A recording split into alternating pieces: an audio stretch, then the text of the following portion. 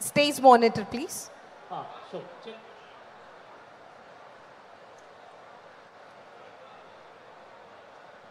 అందరికీ ఒక కళ ఉంటుంది ఒక జీవితంలో, మంచి ఉద్యోగాన్ని సంపాదించాలనేటటువంటి ఆశ అందరికీ ఉంటుంది. మరి ఈ సందర్భంగా మన అందరి కళలను సాకారం చేస్తూ మరి ఇంత చక్కటి అవకాశాన్ని మనందరికీ కూడా ఆంధ్రప్రదేశ్ రాష్ట్ర ప్రభుత్వం కల్పిస్తోంది.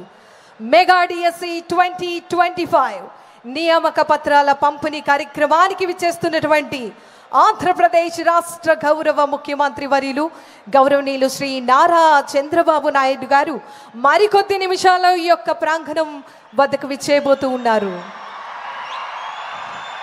ఈరోజు ఈ ప్రాంగణంలో ఇంత అంగరంగ వైభవమైన సంతోషం పరిఢవిల్లుతుందంటే దానికి గల కారణం, ఇచ్చిన మాట ప్రకారం డిఎస్సి నోటిఫికేషన్ రిలీజ్ చేసి, ఇచ్చిన మాట ప్రకారం ఎగ్జామ్ పెట్టి, ఇచ్చిన మాట ప్రకారం వాల్యుయేషన్ చేయించి, ఇచ్చిన మాట ప్రకారం అపాయింట్మెంట్ ఆర్డర్స్ పంపిణీ కార్యక్రమానికి శ్రీకారం చుట్టడంలో ప్రధాన భూమిక వహించిన వారు ఆంధ్రప్రదేశ్ రాష్ట్ర విద్యాశాఖ అమాత్యవర్యులు శ్రీ నారా లోకేష్ గారు ఈ ప్రాంగణంలోకి విచ్చేశారు. వారితో పాటు ఆంధ్రప్రదేశ్ రాష్ట్ర భారతీయ జనతా పార్టీ అధ్యక్షులు శ్రీ పివిఎన్ మాధవ్ గారి ప్రాంగణంలోకి విచ్చేశారు. వారికి వేదిక హార్దిక స్వాగతం పలుకుతోంది. మెగా డిఎస్సి 2025 నియామక ప్రక్రియ పూర్తిగా మెరిట్ ఆధారంగా ట్రాన్స్పరెంట్గా అర్హత ఉన్నటువంటి అభ్యర్థులను అవసరమైనటువంటి స్కూల్స్లో నియమించి ఇచ్చిన మాటను నిలబెట్టుకుంది ఆంధ్రప్రదేశ్ రాష్ట్ర ప్రభుత్వం. డిఎస్సి విధానం ద్వారా ఆంధ్రప్రదేశ్ రాష్ట్ర గౌరవ ముఖ్యమంత్రి వర్యులు గౌరవనీయులు శ్రీ నారా చంద్రబాబు నాయుడు గారు ఒకవైపు నాణ్యమైనటువంటి టీచర్లను నియమిస్తూ, మరోవైపు యువతకు ఉద్యోగ అవకాశాలను కల్పించి విద్యారంగాన్ని బలోపేతం చేస్తూ ఉన్నారు. మరి ఈ శుభ సందర్భంగా మన ముఖ్య అతిథిగా గౌరవ ముఖ్యమంత్రి వర్యులు గౌరవనీయులు శ్రీ నారా చంద్రబాబు నాయుడు గారు మరికొద్ది నిమిషాల్లో ఈ కార్యక్రమం వద్దకు విచ్చేయబోతూ ఉన్నారు. అంగరంగ వైభవంగా మరి ఈ వేడుకలు, ఈ వేదిక సిద్ధంగా ఉంది.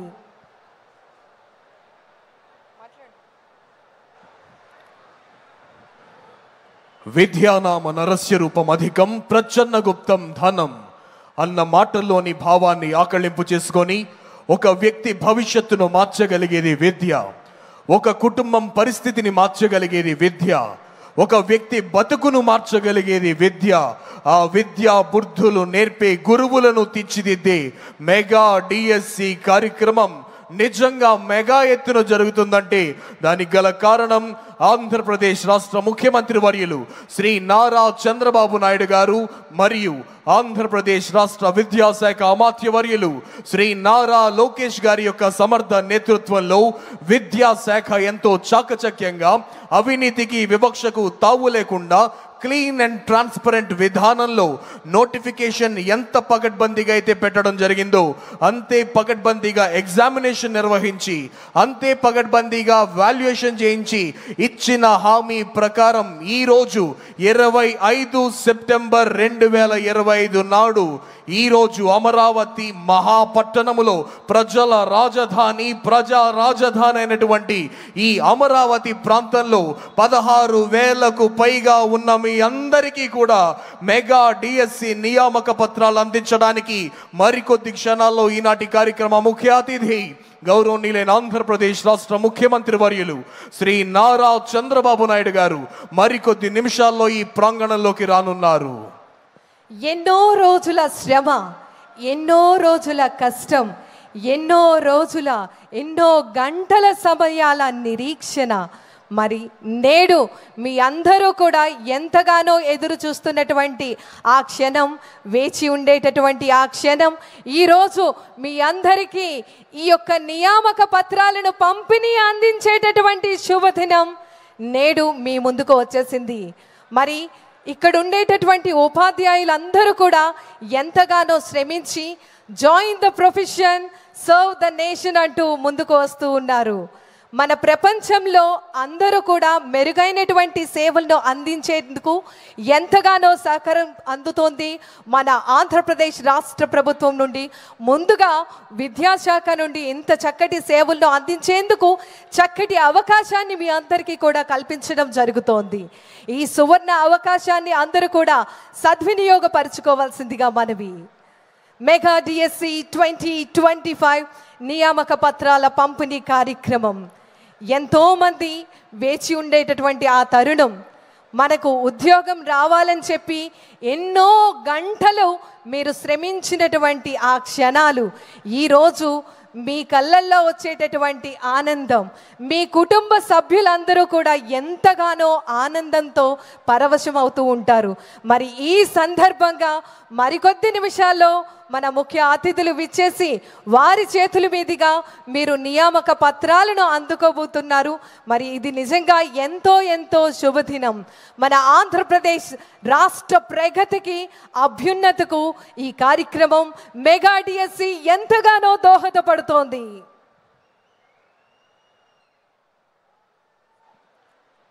మీ అందరికీ ఒక విషయాన్ని చెప్తాను. మన దగ్గర 1 కోటి రూపాయలు డబ్బు ఉన్నాయి, నెట్ క్యాష్. 1 కోటి రూపాయలు డబ్బు ఉన్నది అనుకోండి, దాన్ని ఎవరైనా ఎత్తుకుపోతారని భయం ఉంటుందా లేదా? ఆబ్వియస్లీ. 1 కోటి రూపాయలు డబ్బు ఉంటే దానికి ట్యాక్స్ కట్టాలా లేదా? ఆబ్వియస్లీ. మన దగ్గర 1 కోటి రూపాయల ధనం ఉంటే మన అన్నదమ్ములు కానీ మన బంధుమిత్రులు కానీ నీ దగ్గర 1 కోటి రూపాయలు ఉన్నాయి కదా, నేను చాలా అప్పుల్లో ఉన్నాను, నాకు ఎంతో కొంత సహాయం చేయొచ్చు కదా అని అడుగుతారా లేదా? ఆబ్వియస్లీ. ఇప్పుడు మన దగ్గర 1 కోటి రూపాయల ధనం ఉంటే దాన్ని ఎవరైనా ఎత్తుకుపోతారేమో అని భయం ఉంటుంది. మన దగ్గర 1 కోటి రూపాయల ధనం ఉంటే దాన్ని ఎవరికైనా ట్యాక్స్ కట్టాలేమో అని భయం ఉంటుంది. మన దగ్గర 1 కోటి రూపాయల ధనం ఉంటే మన అన్నదమ్ములకో లేదా మన కుటుంబ సభ్యులకో ఇవ్వాలేమో అన్న ఆలోచన ఉంటుంది. అదే నీ దగ్గర 1 కోటి రూపాయల విలువ చేసే విద్య అనే ధనం ఉంటే ఎవరైనా ఎత్తుకుపోతారని భయం ఉంటుందా? ఎవరికైనా ట్యాక్స్ కట్టాలా? లేదా ఎవరైనా నీ దగ్గర ఇంత నాలెడ్జ్ ఉంది కదా నాకు కొంచెం ఇవ్వమని అడుగుతారా? అడగలేరు. అందుకే విద్య అనే ధనాన్ని ఏమన్నారో తెలుసా? న చోరహార్యం నచ రాజహార్యం, న భ్రాతృభాజ్యం నచ భారకారి. విద్య అనే ధనం నచోరహార్యం, ఎవరు ఎత్తుపోలేనిది, ఎత్తుకుపోలేనిది, దొంగతనం చేయలేనిది. విద్య అనే ధనం నచ రాజహార్యం, నీ దగ్గర విద్య అనే ధనం ఉంటే నువ్వెవరికి పన్ను కట్టక్కర్లేదు, ట్యాక్స్ కట్టక్కర్లేదు. విద్య అనే ధనం నచ భారకారి, అది ఎప్పటికీ భారము కాదు. దాన్ని ఎవరు కూడా, విద్య అనే ధనం న భ్రాతృభాజ్యం అంటే ఎవరు కూడా అందులో వాటా అడగలేరు. సో ఈరోజు 1 కోటి రూపాయల ధనమున్న వ్యక్తి కన్నా, 1 కోటి రూపాయల ధనము కన్నా విలువైన విద్య అనే ధనమున్న ఇక్కడ కూర్చున్న క్వాలిఫైడ్ టీచర్స్ ఈ 15,000 మందే ఆ విద్య అన్న ధనము యొక్క గొప్పతనానికి నిలువెత్తు సాక్షి. So you are the true achievers, and you are the true people of having wealth, and you are the true what you are. Yes sir, that was really true words. ఒక చిన్న కథ అండి.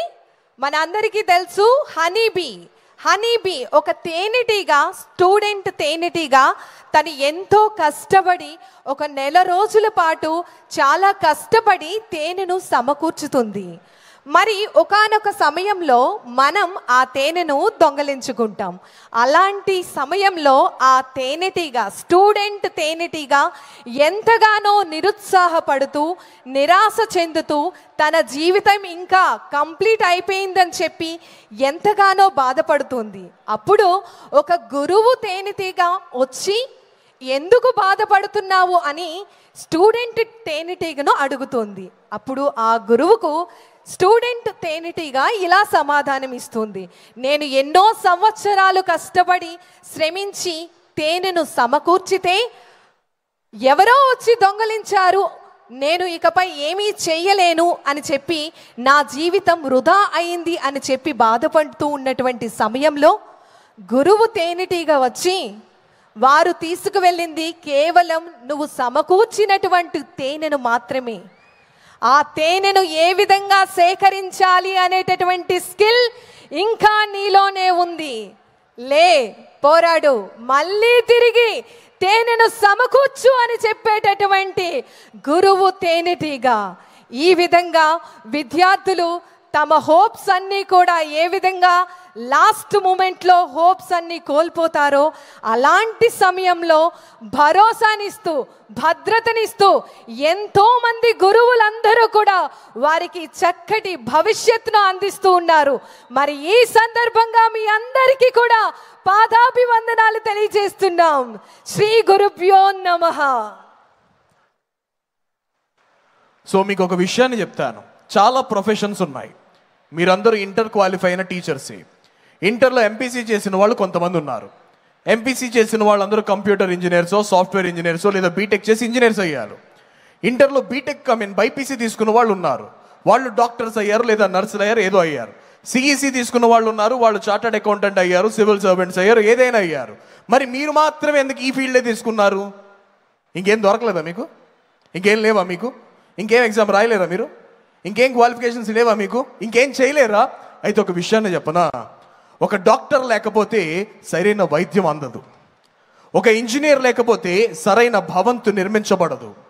ఒక సైంటిస్ట్ లేకపోతే నూతనమైన ఆవిష్కరణ రాదు.